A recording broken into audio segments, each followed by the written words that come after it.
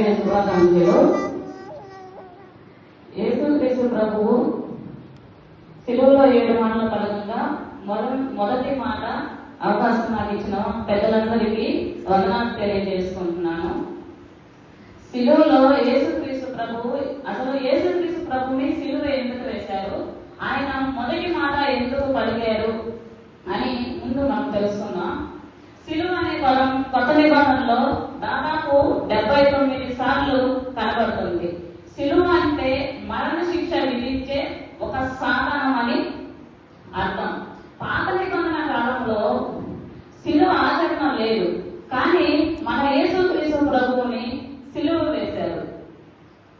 ఎందుకు వేశారు శిలువ అంటే, దేవుడు భూమి మీద ఉన్న మనమందరము పాపము చేస్తూ ఉంటే ఆయన క్షమిస్తూ వచ్చాడు. నిన్న పాపము నిమిత్తము ఆయన భూమి మీదకి మనుష్య కుమారుని రూపంలో వచ్చాడు. అసలు ఆయన మనుష్య కుమారుని